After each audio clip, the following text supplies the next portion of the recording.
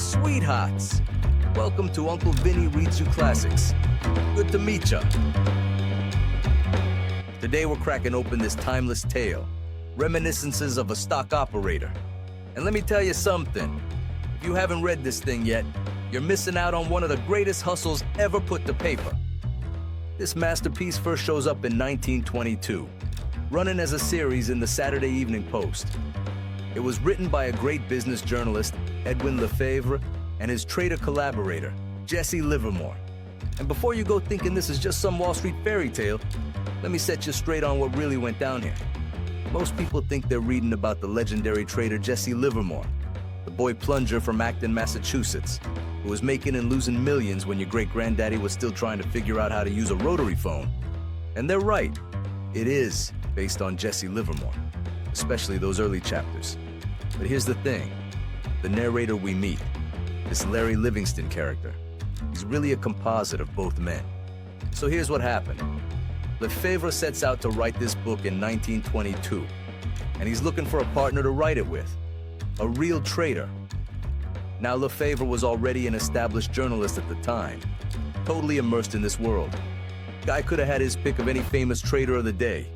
And remember, 1922, we're talking about the beginning of the roaring 20s boom in the markets. When they start writing this thing, Livermore's about 45 years old. Lefebvre's about 50, and these two guys sit down for a series of interviews and bam, they find a super stroke.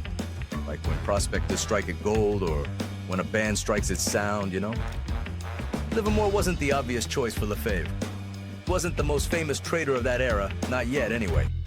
Plenty of other big shots were making more noise, getting more headlines. But Lefebvre goes with Jesse Livermore instead. And Livermore was the complete opposite. Quiet, almost shy, liked to keep his mouth shut and let his trades do the talking. Well, it turns out, sometimes, the best stories come from the guys who don't want to tell them.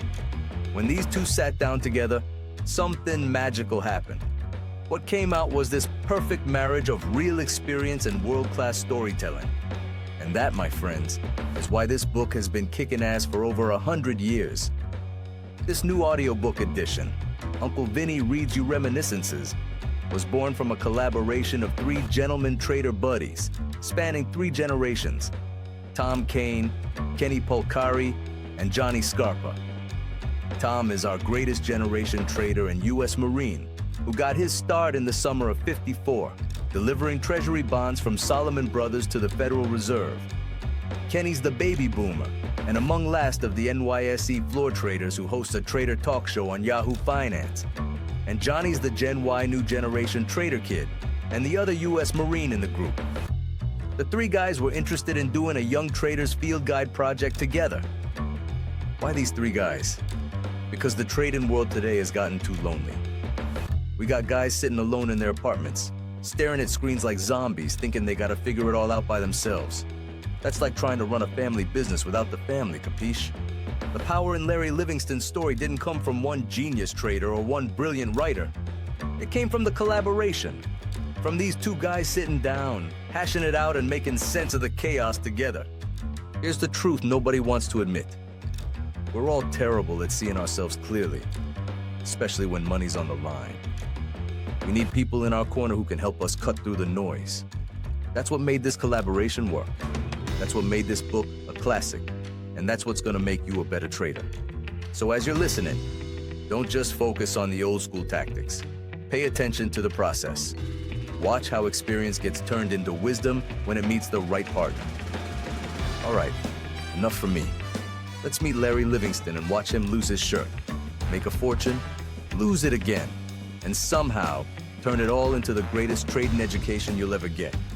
YOLO, sweethearts. Let's do this.